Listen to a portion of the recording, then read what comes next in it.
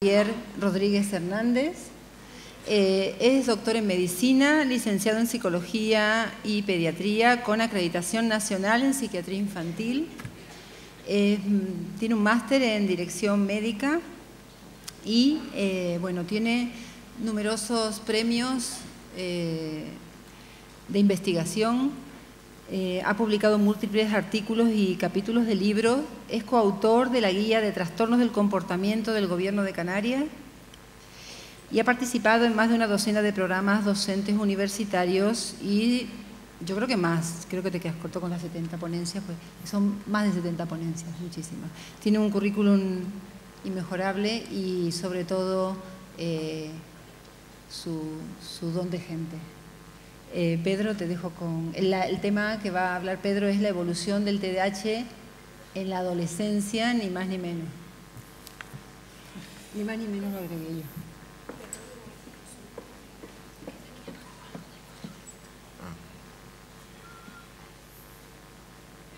¿Algo del fotógrafo? Bueno.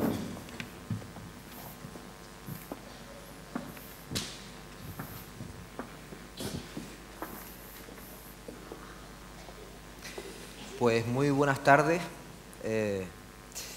Yo quería comenzar agradeciéndoles pues, a todos ustedes el que hayan decidido invertir estas 2 tardes en formación sobre el TDAH. Yo creo que en el momento actual es una responsabilidad de las familias y de los profesionales. Y bueno, pues agradecer desde luego a la organización, Alejandra Chano como cabeza visible, pero que me caigo. A todas las personas que están detrás de la organización de este evento tan importante. Para mí, desde luego, es un placer siempre estar aquí en Gran Canaria. Yo viniendo ya pues, muchos años desde que empezamos con las primeras conferencias en el Club de Prensa Canaria y se empezaba a hablar de aquello del TDAH, ¿no? Entonces, bueno, para mí, la verdad que estar aquí entre ustedes, porque cuando uno va a dar cursos a la península, pues uno se va y ya está. Pero siempre estar aquí pues con la gente de uno pues siempre es mayor responsabilidad. También dar las gracias al proyecto Panda y a la empresa farmacéutica Shire que nos ha ayudado pues con la organización de todo el evento. Dicho esto, bueno pues me presento, yo me llamo Pedro Javier Rodríguez Hernández, ya Esther ha dicho un poco que me dedico a todo esto de la psiquiatría infantil y me han encomendado hablar de la evolución del TDAH desde la infancia a la adolescencia. Creo que es un tema muy, muy interesante porque hay determinadas particularidades que vemos con nuestros niños a medida que van creciendo y se van acercando a estas edades que a veces son un poco problemáticas, pero también maravillosas. Me comentaban a la entrada, bueno, que fue una alumna de cuarto de la ESO la que ha hecho el diseño de los programas y los carteles y demás, ¿no? Bueno, cuando hablamos del TDAH, desde luego, bueno, no tenemos que olvidar los síntomas nucleares principales que observamos tanto en la infancia como en la adolescencia. Ese déficit de atención, los problemas de impulsividad, con todo lo que conlleva, la hiperactividad, prestando especial atención a las dificultades en la concentración, que quizás es la sintomatología fundamental. ¿Por qué? Porque a medida que va creciendo el niño y va entrando en edades ya de la preadolescencia y la adolescencia, sí es verdad que habitualmente suelen persistir esas dificultades en la atención, pero existe una disminución o modificación en cierta manera de la sintomatología impulsiva e hiperactiva. Y entonces, bueno, pues a veces los preadolescentes, los adolescentes, en lugar de contarte, las familias, los profesores que tienen pues movimiento constante cuando están sentados, dificultades para estar sentados, hablar permanentemente, dificultades para estar tranquilos como los demás niños, dificultades para esperar el turno, entrometerse en los asuntos de los demás, lo que se encuentra es una inquietud subjetiva interior, una sensación de motor interior que a veces puede matizar esa sintomatología hiperactiva, impulsiva y pensar que se trata de otro tipo de problema, más relacionado con la ansiedad o cualquier otra cuestión. Esta flecha, que me imagino que la habrán visto en varias ocasiones en esta jornada, simboliza la expresión sintomatológica del TDAH a lo largo de la vida. Y podemos ver que si bien en el preescolar y escolar aparece la palabra comportamiento, alteraciones de comportamiento, como esa expresión sintomatológica fundamental, pues a medida que el niño va creciendo, llega a 10, 11, 12 años, se va convirtiendo en un adolescente, las dificultades pueden variar. Entonces, en lugar de problemas de comportamientos, principalmente podemos observar esos problemas académicos, de interacción social con otros preadolescentes, otros adolescentes, y afectación de la autoestima derivado de la experiencia de fracaso en sus relaciones interpersonales. Además aparecen las dificultades legales, fumar, lesiones, etcétera, etcétera. Bueno, estamos hablando de la adolescencia. La adolescencia, ¿qué es? Pues yo siempre digo que es una eterna disyuntiva. Hace poco me llamaba un compañero psiquiatra y me decía, oye, Pedro, tío, que tengo un preadolescente y un adolescente en casa y no sé qué hacer con ellos, ¿no? Me decía el psiquiatra, ¿no? Desde luego yo creo que, bueno, pues no vamos a entrar en las características propias de la adolescencia, pero sí es verdad que, bueno, pues existen ciertas particularidades que también tenemos que tener en cuenta ya en cualquier adolescente, con lo cual un niño con TDAH, cuando va creciendo y va llegando a la etapa de la adolescencia, pueden existir múltiples interacciones. Existen muchos factores que crean problemas y dificultades. Mi intención en la tarde de hoy era poder acercarnos a pues, algunos problemas y dificultades que podemos observar en el niño con TDAH a medida que crece y va entrando en esa etapa preadolescente y adolescente. Claro, existen múltiples marcos de referencia y eso, bueno, pues hace que esa interacción se manifieste según múltiples variables. Yo he escogido algunas pues, las que creo que son más importantes y las que he visto con más frecuencia en la consulta, y es un poco lo que vamos a hacer en la tarde de hoy, ¿no? Una de las principales variables que hay que tener en cuenta cuando el niño va creciendo y va entrando en la etapa adolescente es la variable sintomatológica. Y nunca podemos olvidar este triángulo, porque expresa la relación entre el TDAH y otras dos situaciones muy importantes que acompaña a un número muy significativo de los niños con TDAH, como son las dificultades de aprendizaje y las funciones ejecutivas. Hasta el 70% de los niños con TDAH presentan problemas de aprendizaje. Las dificultades de aprendizaje se define por consenso como cuando el niño o el adolescente no llega al nivel esperado para su edad en el rendimiento en una o varias asignaturas. Y ese desfase tiene que ser de 2 años. ¿Por qué 2 años? Pues por consenso. Y entonces cuando ya pasa, por ejemplo, el niño que tendría que estar pues, a un nivel determinado, su nivel de aprendizaje en una asignatura está 2 años por debajo, pues ahí ya se denomina dificultades de aprendizaje. Y esto se encuentra asociado al TDAH hasta en un 70%. Es una variable a tener en cuenta cuando el niño va creciendo y se va convirtiendo en adolescente. La segunda variable a tener en cuenta son las funciones ejecutivas. Prácticamente el 100% de los niños con TDAH y muchos con dificultades de aprendizaje presenta problemas en la función ejecutiva. Y esa funcionalidad ejecutiva va cambiando cuando el niño va creciendo y se convierte en el adolescente. ¿Qué son las funciones ejecutivas? Es quizás muy difícil de explicar, pero muy fácil de ver intuitivamente. Al igual que pues el ejecutivo de la empresa no es el que trabaja con los tornillos, la cadena de montaje, sino es el que dirige la fábrica, el que sabe las capacidades, las cualidades de cada uno de sus trabajadores y dice, oye, el que pone tornillos vamos a cambiarlo al otro lado, y él puede tener unos buenos trabajadores que si no los tiene bien organizados, la empresa no produce. Pues la función ejecutiva hace eso mismo, organiza las capacidades psicológicas para que en el día a día la relación del niño con su entorno sea adecuada.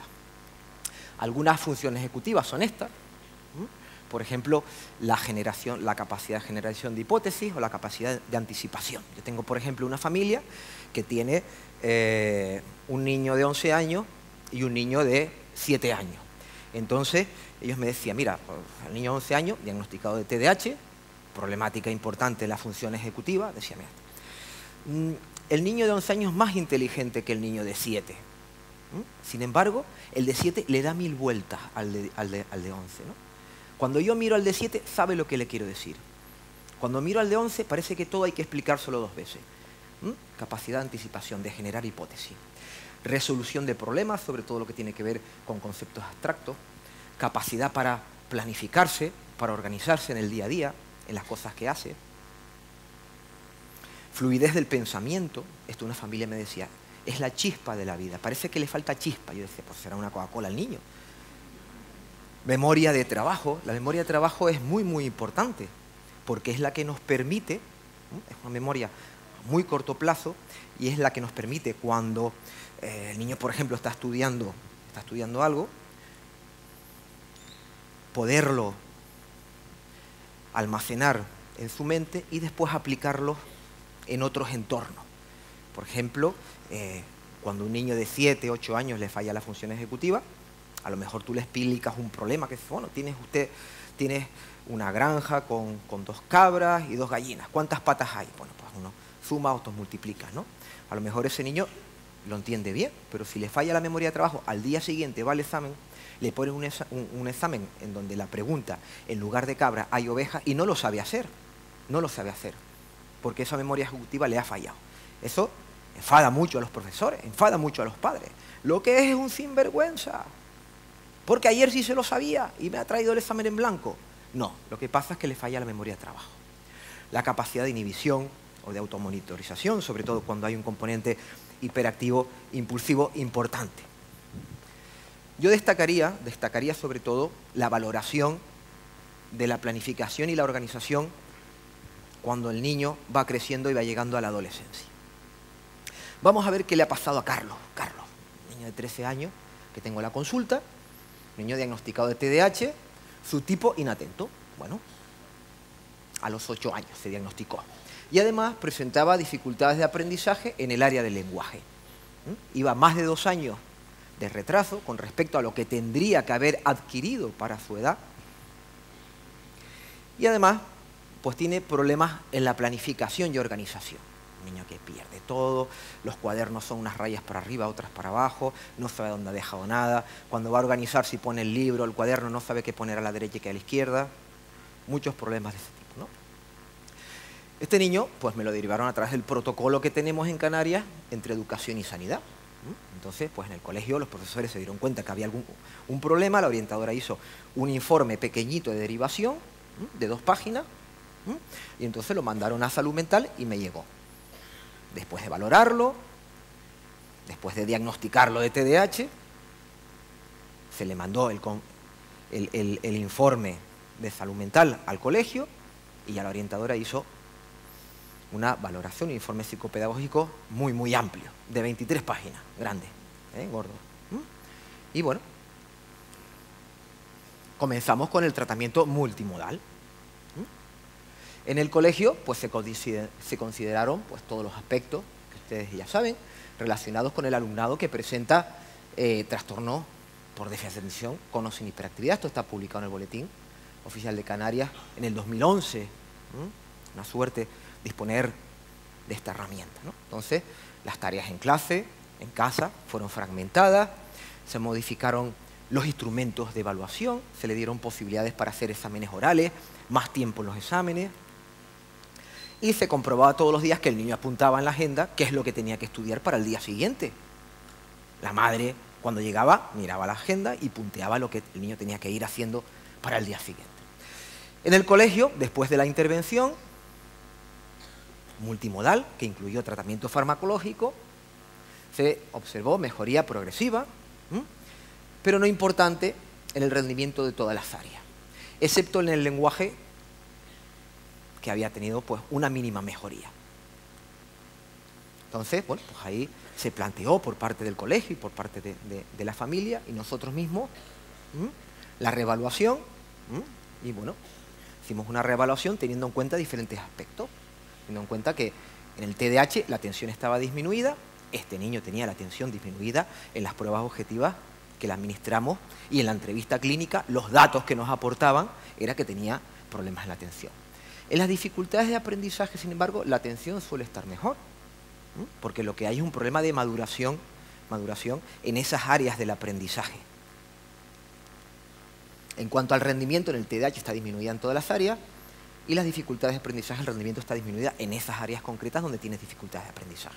Entonces, bueno, pues sí, efectivamente, vimos que el niño se trataba de un TDAH, tenía la atención baja, pero además tenía un rendimiento disminuido en esa área donde tenía dificultades de aprendizaje, y por eso el tratamiento en ese área no iba tan bien como en el resto de las áreas. Además, tenía problemas importantes en la función ejecutiva. Volvemos otra vez a lo mismo. El niño, claro, llega al instituto. Ya Carlitos es Carlos, va al instituto y de repente empeoramiento significativo en el rendimiento de todas las áreas. ¿Qué le ha pasado a Carlos? Se está juntando con malas compañías. Entonces, bueno, comenzamos a investigar por qué había caído el rendimiento de manera tan importante. Y vimos que no había información en el instituto sobre la problemática del TDAH, Carlos. Había habido un fallo en la transmisión de información, y entonces ellos allí no sabían nada. Los padres creían que se pasaba automáticamente. Fue un fallo mío porque yo tenía que estar pendiente, tenía que haber estado pendiente, pero a veces las citas en salud mental son venga usted dentro de un año. Entonces, pues no estuve pendiente, fue fallo mío, y entonces llegó al instituto y no había información. No había ningún tipo de adaptación con este niño, ¿no? Entonces, problema fundamental, problema principal. Pasó al instituto, no se hizo adaptación, tenía muchas dificultades en la función ejecutiva y más o menos las notas que iban más o menos bien en la mayoría de las áreas, pues cayeron. Entonces, ¿qué conclusión sacamos de eso? Pues tenemos que estar pendientes cuando va llegando, sobre todo los cambios del instituto, que se le da tratamiento adecuado, se le hace un seguimiento y una adaptación adecuada a todas las dificultades que el niño presenta. Vamos a ver qué pasa con Pepe, con José. José tiene 12 años y tiene un patrón de conducta desafiante y oposicionista de 1 año de evolución. Entre los antecedentes, que existe una separación traumática de los padres 1 año antes. Bueno, se diagnostica en el gabinete donde estuvo de trastorno oposicionista desafiante, y se comienza con intervención psicológica, pautas y demás, 6 meses previo a que acuda a la consulta. La evolución de los síntomas es fluctuante. No parece que haya servido de mucho y, bueno, patrones, hay semanas mejor, semanas peor. Cuando empiezas a investigar un poco la historia, pues ha sido expulsado durante este último año varias veces. Tiene problemas importantes en todas las áreas, en casa, con la madre, que es con la que vive, con el padre cuando lo visita, con los profesores, con compañeros, y la opinión generalizada de todo el mundo, de la familia y los profesores, es que, bueno, porque es un niño que no tiene sentimientos, que no tiene remedio, con lo inteligente que es, que puede dar mucho más de sí, pero que no le da la gana. La opinión del pediatra, del psiquiatra y del psicólogo, de la unidad de salud mental, donde fue remitido en primera instancia, es que es un niño que siempre ha tenido un temperamento fuerte, al que le han afectado la separación de los padres. ¿Qué ha ocurrido en este caso? Yo que tengo por aquí, siempre los empollones se ponen delante, tengo por aquí a mis ayudantes, que me está mirando deseoso de hablar. ¿Qué ha pasado? ¿Qué ha pasado con Pepe, con José? ¿Ha empeorado? Bueno, pues tiene dificultades, ¿no? A ver, que veo a la señora deseosa de intervenir. Se le ha unido bastante problema. Tengo aquí una tercera opinión. Está un poquito perdido. Exactamente, bueno. Exactamente. Bueno, pues por eso he puesto aquí esta tarta tan bonita, ¿no? No tenemos que olvidar que a veces el TDAH no viene solo, sino viene con otros trastornos asociados. Fíjense que un TDAH solo aparece en el 31% de los casos. Pero vemos aquí una cosa que pone todo, ¿no? ¿Qué es eso? Trastorno oposicionista desafiante. Manolito, a ducharse, no. Oposicionismo. Manolito, no toques esto, te das la vuelta, desafiante. Está pinchando todo el día, ¿no? Bueno, el TOD se asocia al TDAH hasta en el 40% de las ocasiones. Y muchas veces, cuando llega la preadolescencia o la adolescencia, alguna situación o simplemente la propia evolución de las experiencias de fracaso del niño hace que se genere un trastorno oposicionista desafiante. ¿Qué pasa? Que la sintomatología del TDAH no tiene por qué ser muy importante y estar muy exacerbada para que cuando nos consultan por esas dificultades de comportamiento, ese oposicionismo y ese desafío, pensemos en primer lugar en ella. Ese niño, José, tenía un TDAH leve, fue evolucionando, cuando llega la adolescencia, esa separación traumática hizo que se desarrollase con mucha facilidad ese trastorno oposicionista desafiante. Entonces, en este niño tenemos que investigar cuáles son los antecedentes sintomatológicos para poder hacer un abordaje integral, no solamente de ese trastorno oposicionista desafiante, sino también de su TDAH, que era moderado y que ahora ha sido un condicionante fundamental en cuál es su estado clínico. Hay otras historias, ¿no?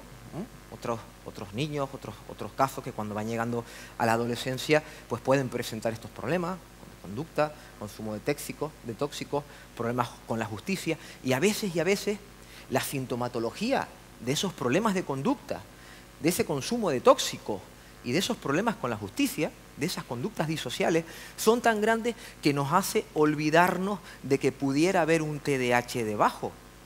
Y entonces son niños que pasan pues, por golfos, malcriados y un montón de cosas más. Lo mismo pasa en los niños del sistema de protección de menores. Yo colaboro con centros de menores y muchas veces cuando tú ves esos niños y ves esas historias, tú dices, joder, sí es verdad que tiene muchísimas dificultades a este nivel. Pero claro, con la familia que tiene, no va a salir así. Es que tenía que salir así.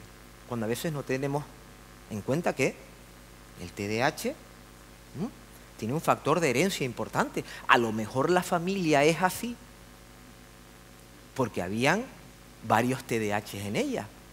Y entonces le echamos la culpa a los comportamientos del niño, a la familia que tiene, y encima el pobre está en un centro de menores. Y hasta ahí llegamos. Y no investigamos más allá. Eso lo vemos mucho en los adolescentes. Entonces eso hay que tenerlo en cuenta. ¿Qué le pasa a Ana? Ana tiene 13 años, una niña muy simpática, una ricura, y bueno, pues viene a consulta para que se investigue, ¿no? Como si uno fuese un investigador, como Sherlock Holmes, ¿no? Investigue por qué la niña tiene un bajo rendimiento. Bueno, vamos a verla, y esto es un resumen de la historia. Siempre ha sido una niña muy inteligente, aunque bastante revoltosa, desde pequeñita. Nunca ha necesitado estudiar, la verdad. Con poco que estudiaba, pues ya sacaba más o menos bien los cursos. Sí es verdad que nunca ha tenido tampoco problemas de comportamiento. Claro, que con lo revoltosa que es, siempre ha necesitado un apoyo escolar continuo. Tenemos que tener ahí los profesores toda la tarde con ella. Toda la tarde con ella. El colegio también le ayudaba mucho. Iba probando. No hay ningún otro dato relevante hacia la historia, aunque esto es un resumen muy resumido. Excepto que tiene un déficit atencional moderado. ¿Qué pasa con esa niña? Yo que tengo por aquí a mi grupo de ayudantes. ¿Qué ha pasado con esa niña? ¿Por qué le ha caído ahora, con 13 años, el rendimiento escolar de manera significativa? Ha pasado a otro nivel. Bueno.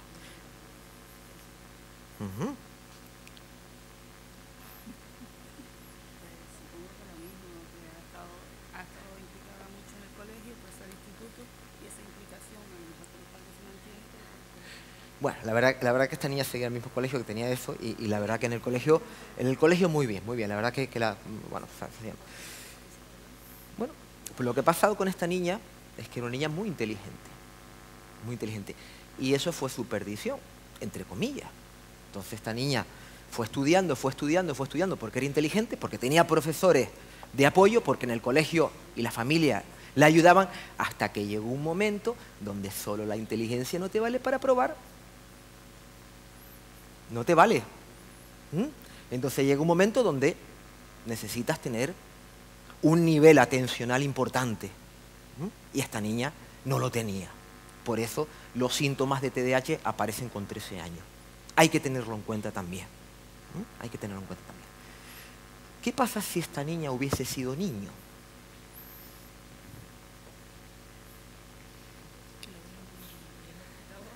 ¿Que la hubieran diagnosticado antes? Probablemente sí. Ahora bien, ¿por qué?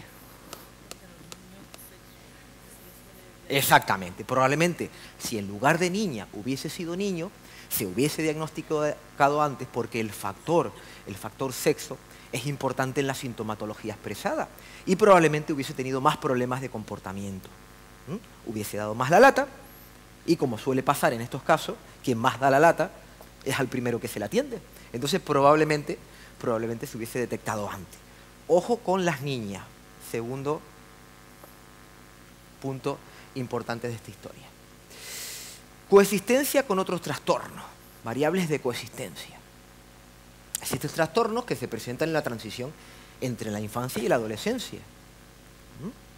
Por ejemplo, los trastornos de ansiedad. Importante diferenciar un trastorno de ansiedad, que a veces aparece en la adolescencia, es un pico de aparición de trastorno en la adolescencia, con la ansiedad que aparece en situación de comorbilidad con el TDAH. Y volvemos otra vez a nuestra tarta. Nosotros nos habíamos quedado aquí en el 40% de trastorno oposicionista desafiante, pero si vemos aquí debajo a la derecha, hay una cosa que pone trastornos de ansiedad. 34%. El 34% de los niños con TDAH van a desarrollar algún tipo de trastorno de ansiedad. ¿A qué se debe? A la experiencia de fracaso. Si a nosotros nos ponen ahora un examen de japonés, nos dará ansiedad. Y si encima todo el mundo nos echa la bronca porque no lo hacemos bien, nos dará más ansiedad todavía. Experiencia de fracaso continua. A veces esos problemas de ansiedad aparecen cuando el niño va creciendo, va llegando a la preadolescencia y a la adolescencia.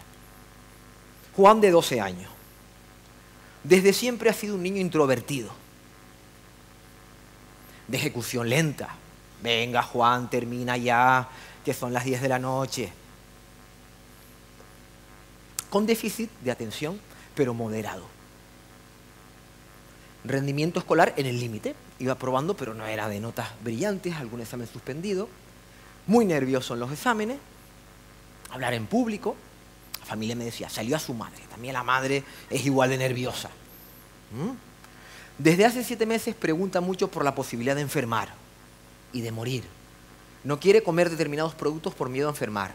Lee todas las etiquetas de los alimentos y la ansiedad ha aumentado mucho. Está muy irritable, tiene problemas en el sueño, está oposicionista. Esto no, cuando antes era un niño, más bien bueno.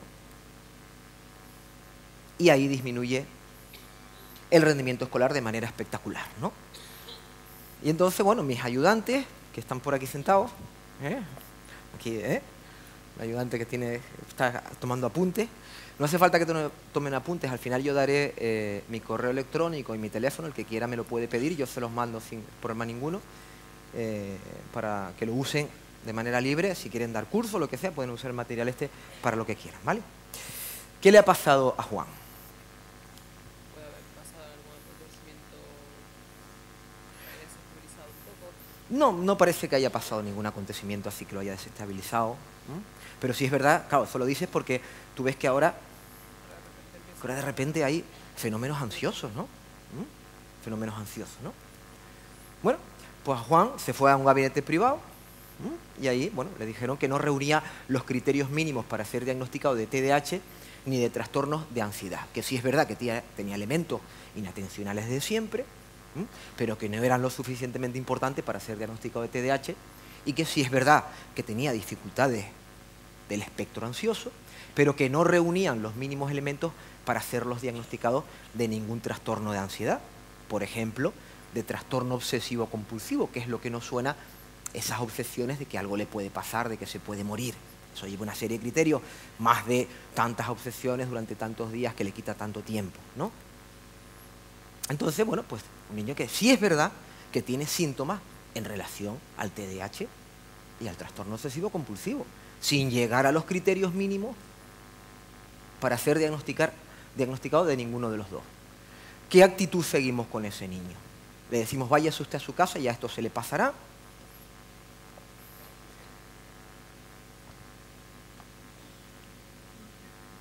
No le decimos eso.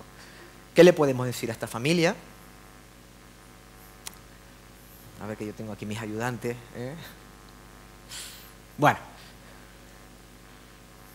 yo creo que en este caso la actitud es establecer el diagnóstico en situación de comorbilidad de TDAH y de un trastorno de ansiedad de TOC. Tiene las dos cosas a la vez, porque aunque por separado no se puede diagnosticar porque no reúne los criterios mínimos, sí es verdad que la interferencia entre las dos está dando suficiente sintomatología para crear problemas en ese niño. En este caso, yo, por ejemplo, comencé a realizar intervención psicológica y farmacológica como si tuviese un TDAH y además un TOC a la vez, un trastorno de ansiedad, y la evolución fue bastante importante, ¿no? A veces observamos que puede coexistir el TDAH, sobre todo porque existe un pico de depresiones en los adolescentes. Entonces, bueno, pues va evolucionando su TDAH y además se une a la depresión que puede generar, ¿no? Entonces, cuando la coexistencia es con un proceso depresivo, bueno, pues cuando tú inicias tratamiento habitualmente, o está ya en tratamiento para el TDAH, sí es verdad que eliminas las dificultades en cierta medida, según la respuesta de cada niño, las dificultades relacionadas con el TDAH. Pero muchas veces esa depresión que acompaña al TDAH, en situación de comorbilidad, y que establece problemas de comportamiento, porque en los niños y en los adolescentes muchas veces la depresión no viene acompañado de un componente de tristeza como en el adulto, sino de irritabilidad, de problemas del sueño, dolores de barriga, de cabeza y problemas de comportamiento. Entonces muchas veces, bueno, pues vemos que mejora la sintomatología del TDAH, pero hay que esperar a veces varios meses hasta que el adolescente comprueba que tiene éxito, que se le resuelven los problemas con más facilidad y le va mejorando el ánimo. ¿Coexistencia con otros trastornos? Bueno, pues muchas veces el autismo, sobre todo el autismo de alto funcionamiento o el síndrome de Asperger, pasa desapercibido en la infancia. Y a veces cuando llega a la preadolescencia o a la adolescencia es cuando crea tal intensidad de síntomas que ya se consulta a un especialista. Pasa lo mismo con el retraso mental, que a lo mejor, bueno, pues el niño va creciendo, sabemos que tiene su retraso mental, pero es cuando llega a la preadolescencia y a la adolescencia cuando comienzan los problemas, las dificultades de comportamiento. Y entonces en estos casos de autismo, retraso mental, podemos tener un sesgo a la hora de realizar la intervención. Y es decir, bueno, si es verdad, llega a la adolescencia, su niño tiene un retraso mental o tiene un autismo, vemos que es tan importante, si ya en el nivel escolar en el que está, si es verdad que tiene dificultades en la atención, pero claro, es que es autista, o es que tiene un retraso mental, y nos quedamos así tan tranquilos, ¿no? Hay que valorar, incluso en estos casos, la posibilidad de establecer el diagnóstico. Tenemos el adolescente con retraso mental, con autismo de alto funcionamiento, síndrome de Asperger, y cuando llega a la adolescencia es cuando sobreviene toda esa sintomatología, esas dificultades relacionadas con el déficit de atención. Ahí se puede establecer el diagnóstico y lo podemos ayudar un poquito más. Esta es una niña, por ejemplo, esta no es una niña, ¿no? Esto es un dibujo que tiene que copiar una niña con retraso mental, y dificultades muy importantes en la atención.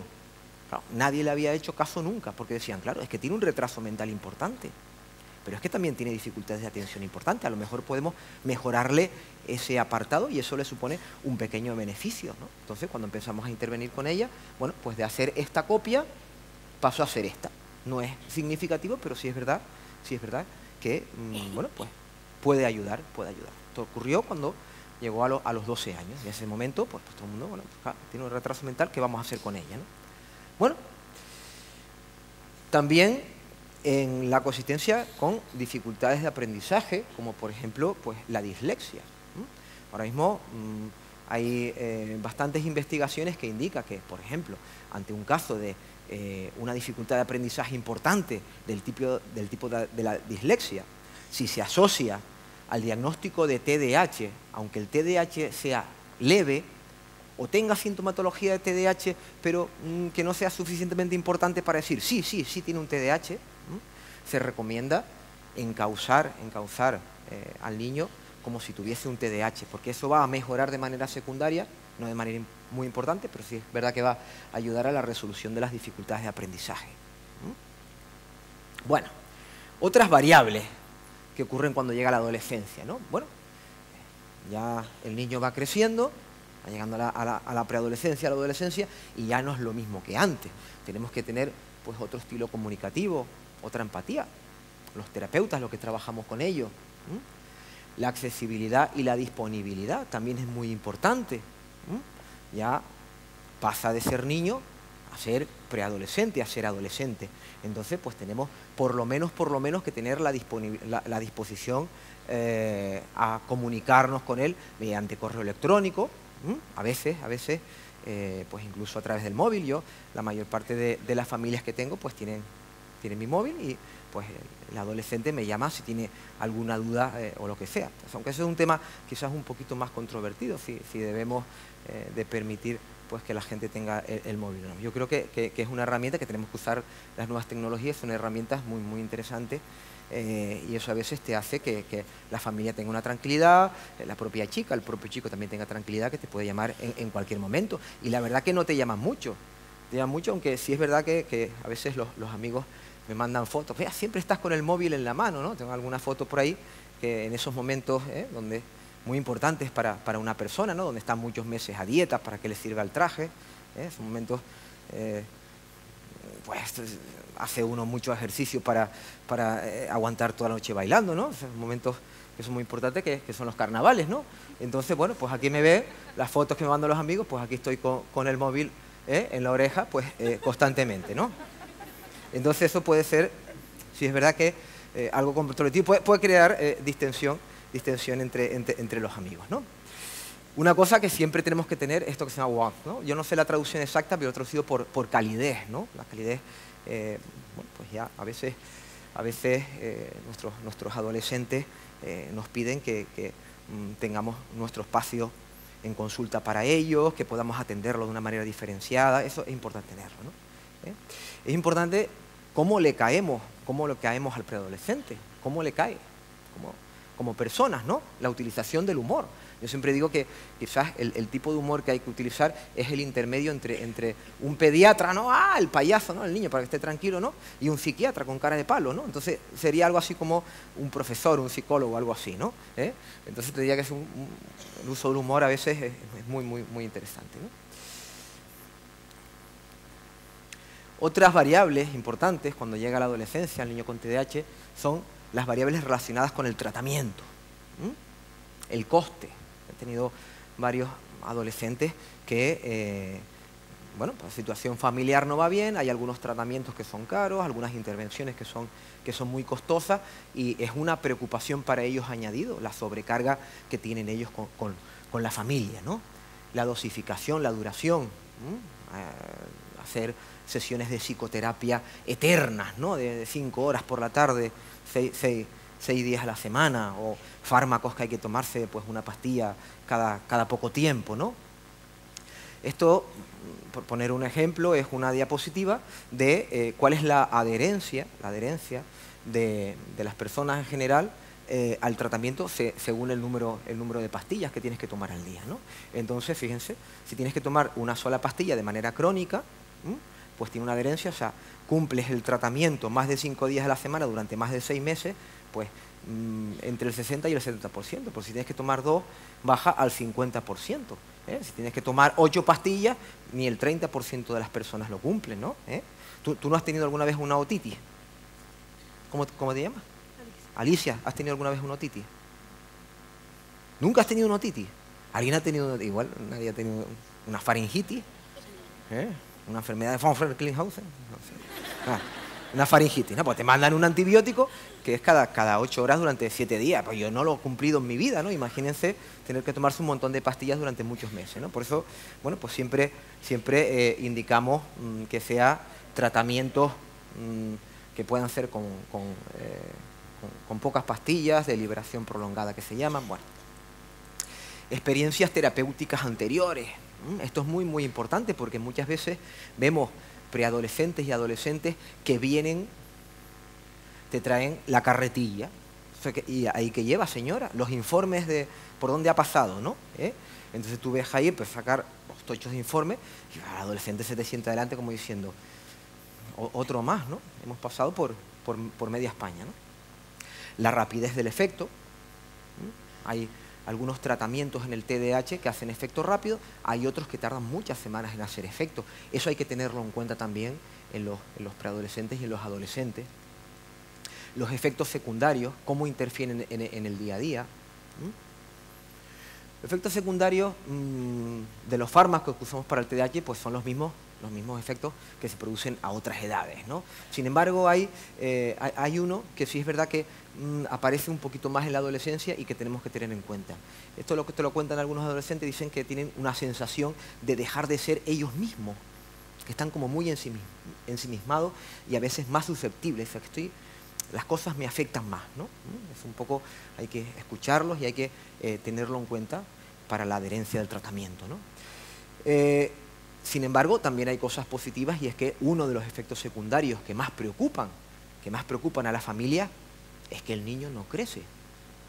¿Sabes? O sea, el niño, bueno, pues, conductas disociales, expulsado 10 veces del aula, le ha pagado a todo el mundo esos problemas y tal, y el niño mide 1,80 m. ¿Pero me va a crecer más o no? Es una pregunta que siempre está ahí, ¿no? Y yo creo que bueno, que todos tenemos que saberlo porque no solamente consultan a los médicos, sino que preocupa realmente mucho, ¿no? Bueno, pues cuando van llegando a la adolescencia, probablemente, porque no hay una certeza 100%, esa talla que puede verse afectado en algunos niños en concreto, cuando coges todos en global, no parece que se afecte por la estadística, pero hay algunos niños que además comen mal, suelen ser mal comedores ya antes del tratamiento, que parece ser que pueden tener un retraso del crecimiento con talla final normal, ¿no? Y entonces yo les he traído aquí a 2 niños que son hermanos gemelos idénticos, que yo les tengo pues muchísimo cariño porque fueron 2 prematuros que nacieron en una guardia en la que estaba yo y pues los atendí yo en primer lugar hace 14 años y aquí están, bueno, pues los 2 uno al lado de otro para ver sus tallas. Son 2 hermanos gemelos idénticos, pesaron 600 gramos cada uno y este de aquí, el de la izquierda, desarrolló un TDAH con 2 años y medio. La madre, una señora encantadora, holandesa, me llamó pues un poquito antes de los 3 años, me dice, doctor Pedro, o pone tratamiento o mato al niño. Yo dije, bueno, pues habrá que ponerle tratamiento, ¿no? Digo, bueno, ¿qué le pasó? Dice, se levantó por la noche, cogió la tijera y cortó todas las cortinas. Le pegué hasta que ya me dolió la mano, ¿no? Digo, bueno, pues vamos al tratamiento, ¿no? Entonces, pues lleva tratamiento.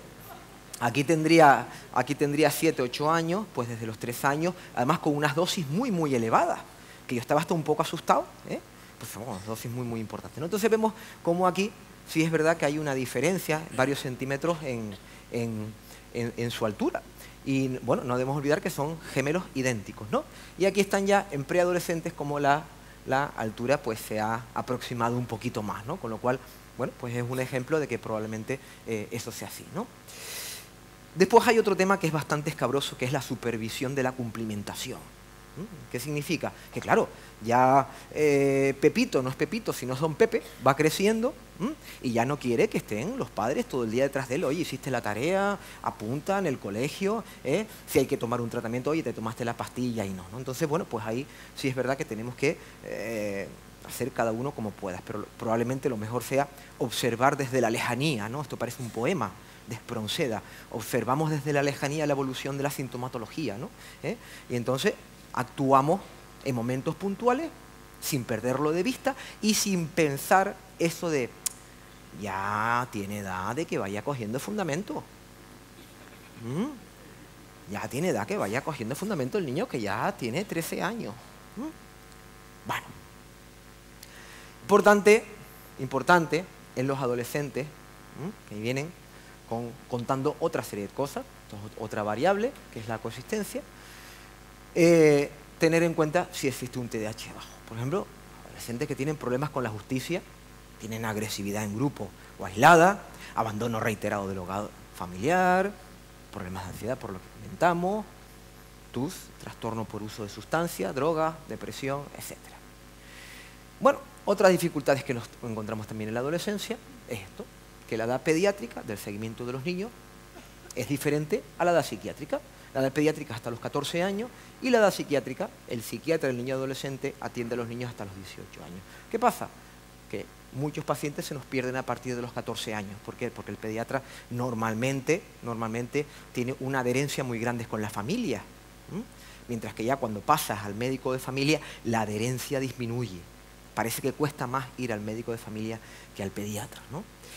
Y que, bueno, existe cierto desconocimiento del TDAH y de los dispositivos psiquiátricos por parte de los médicos de familia, con lo cual pasa, cada vez los pediatras conocen más, pero pasa al médico de familia con 14 años y el médico de familia muchas veces no sabe qué es eso del TDAH, porque eso es algo de los niños, no de los adolescentes. Señora, ¿cómo le está dando usted esto a su hijo? ¿Lo he oído yo?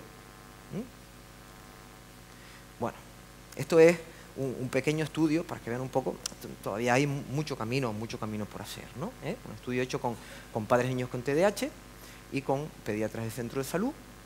Los padres piensan que el 75% de los pediatras tienen buena formación, pero solo el 25% de los padres piensan que tienen algo de formación en TDAH. Probablemente eso sea ahora mismo pues el porcentaje de pediatras que conocen, que tienen formación en TDAH. Estamos intentando, este año yo estoy muy contento porque es el primer año que los residentes de pediatría, que son los pediatras en formación, rotan en psiquiatría infantil. Hasta ahora todos los residentes de pediatría le daban el título de pediatra y podían, y de hecho así ocurría, no haber visto ni un solo niño durante todos los años de especialización con TDAH o cualquier otro problema relacionado con la salud mental, ¿no? Y lo más preocupante es que esto coincide con lo que piensan los mismos pediatras cuando se los pregunta la misma encuesta, calcada, ¿no? Bueno, ¿alguna otra dificultad en la adolescencia? Bueno, sí es verdad que en educación hay una mejoría muy importante en el conocimiento del TDAH dentro de la estructura educativa. Se ha mejorado mucho desde hace 14 años que vi yo el primer niño con TDAH. Bueno, pues ha sido un cambio radical y a mejor, ¿no? Sin embargo, todavía nos encontramos con situaciones que nos preocupan, ¿no? Nos preocupan, porque claro, el niño va pasando por profesores y solo con que uno diga aquello de TDAH, ¡ay, dos buenas nalgadas! Ya se nos ha caído el edificio, ¿no? Con que nos falle un pilar ya se nos cae el edificio, ¿no? Y después, bueno, ocurre lo mismo en la ESO y el bachillerato, como ocurre ahora mismo en los colegios. O sea, esa mejoría, mi impresión es que todavía ahí, en estos niveles superiores, tenemos una labor importante a desarrollar. Otras variables relacionadas con la adherencia, ¿no? La adherencia es, por así decirlo, el caso que te hace el adolescente cuando va a la consulta, las ganas de ir a tu consulta, el que se adhiera y cree un compromiso médico-paciente. Adolescentes nos ven así muchas veces. Adolescentes a los terapeutas, a los padres, a los profesores, nos ven así. Entonces, claro, estoy aquí para ayudarte. Bueno, pues a veces no es del todo adherente, ¿no? Entonces, bueno, sí es verdad que, bueno, existen algunas técnicas para mejorar la adherencia, pero el año pasado ya les hablé de la Compliance Therapy y como vamos un poquito atrasados y me sugirieron reducir las diapositivas, el próximo año yo les hablaré, les prometo, de la psicoterapia Coaching Salud. Bueno, yo quería simplemente darles las gracias de todo corazón.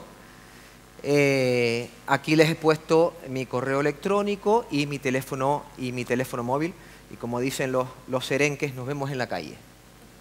Muchas gracias.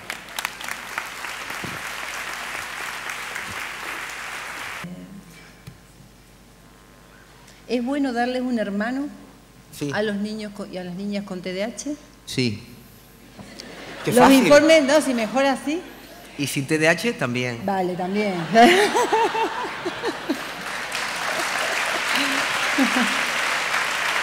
No, vamos a ver, es una pregunta Buena. trampa, porque tú dices sí, sí, pero claro, detrás hay mucho. O sea, tú tienes un niño con TDAH de 5 años que te llaman todos los días de la guardería porque le pega a los niños y te dice tu mujer que estoy embarazada y te cae una gota fría, ¿no? Entonces, claro, hay que ponderar muchas cosas ahí, ¿no? Una pregunta trampa, ¿no? Dices, pobre niño el que van a hacer, ¿no? Los informes de los orientadores constan de 2 hojas porque la información debe ser concreta y resumida, pero llevo muchos días, es que me cuesta entender. Sí, pero lleva muchos días de trabajo, pues cada función ejecutiva que es medible, las medidas son escritas bajo propia interactividad, ¿no? No se refiere a trabajo que hace la conciencia de los médicos, Los pediatras dicen que los médicos no, valoración. algo así como que, claro, que son informes grandes, lo de los orientadores, y los médicos no los hacemos porque nos escaqueamos, ¿no? Sí. Claro. Bueno, entiendo. Esto es lo siguiente, vamos a ver, los informes, por lo menos el TDAH, el informe preliminar es un informe muy cortito, donde el orientador lo único que dice es describir una situación concreta. Pues el niño tiene esto. Espera, deja que termine, que yo participe en el protocolo. Que yo participe en el protocolo de educación. Espere. Estructurado. El informe preliminar o informe de derivación, se llama así, informe de derivación, está recogido en nuestro protocolo Educación Sanidad.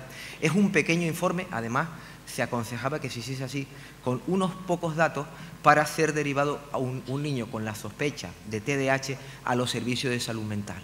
Y una vez establecido el diagnóstico, ese diagnóstico se lleva, y además el diagnóstico puede ser hecho perfectamente por un pediatra o un médico de familia, se lleva ese informe con ese diagnóstico otra vez al colegio y el EOEPS emite el informe psicopedagógico, que tiene y debe de ser un informe amplio. Otra cosa es que en los informes de derivación a veces ya son informes amplios, porque a lo mejor son niños que tienen algunas dificultades o un problema y se ha pues establecido esa evaluación de manera amplia, ¿no? Perdón, Pedro, yo creo claro, es que aquí en Gran Canaria, lo que yo dije antes, no sé si es lo que están diciendo, la realidad es que la vía es diferente, o sea, lo mismo que dije antes, o sea, el pediatra, pues, ante la sospecha o la petición de un informe educativo, lo solicita por escrito con un informe clínico, que también está estandarizado en el protocolo, lo solicita al colegio directamente y el colegio emite un informe educativo que lo hace la orientadora. La orientadora con supongo que es también con la orientación del tutor del niño y del profesor del niño. Ese informe no es escueto, ese informe es completo. Aquí ocurre que el informe es muy completo. O sea, que a nosotros generalmente nuestra experiencia es que lo que sí es que tardan bastante a veces y a veces no puedo generalizar. Pero